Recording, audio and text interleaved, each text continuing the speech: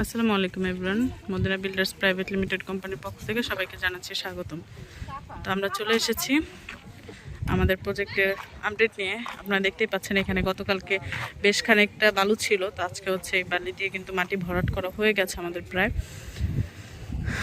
আর প্রজেক্টের কথা যদি বলি, প্রজেক্টের গ্রেড বিমের যে ঢালাই, সে ঢালাইয়ের জন্য কিন্তু বোর্ড ফিটিংস চলছে বা হয়ে গেছে বলা চলে।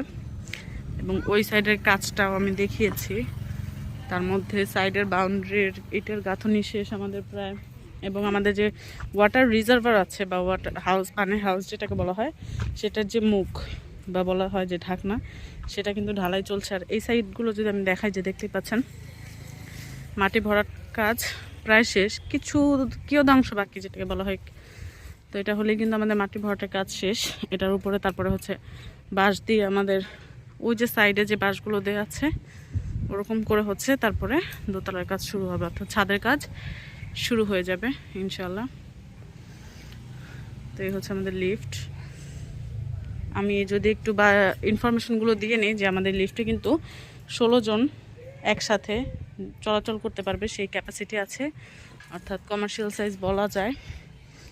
এবং এই সাইডে হচ্ছে সেই আমাদের সিঁড়ির কাজ, এবং আমাদের হাউজের বা পানির যে ওয়াটার রিজার্ভার, সেটার মুখ কিন্তু দুটো করা হচ্ছে, যে দেখতেই পাচ্ছেন একটা অলরেডি কমপ্লিট।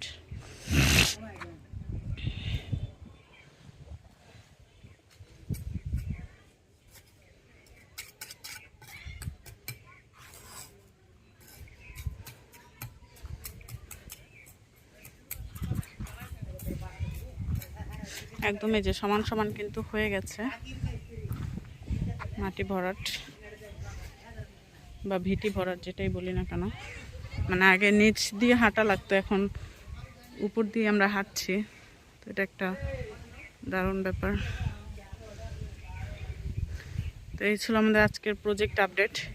মেইনলি হচ্ছে আমাদের ভিটি মাটি দিয়ে কিন্তু ভিটি বালু দিয়ে ভিটি ভরাট প্রায় শেষ, আর একটুখানি বাকি। এটা হলেই আমাদের এগুলোর উপরে বাঁশ দিয়ে ছাদের কাজ শুরু করা হবে। অলরেডি এই সাইডে সিঁড়ির যেই চৌকি যেটাকে বলা হয়, সেটা হয়ে গেছে। তো এই তো আলহামদুলিল্লাহ, এই ছিল আমাদের আজকের আপডেট।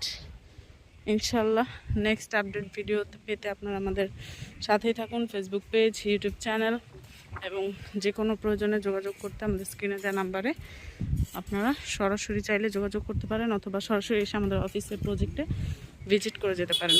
তো আলহামদুলিল্লাহ, সে পর্যন্ত ভালো থাকবেন, সুস্থ থাকবেন। আল্লাহ হাফেজ।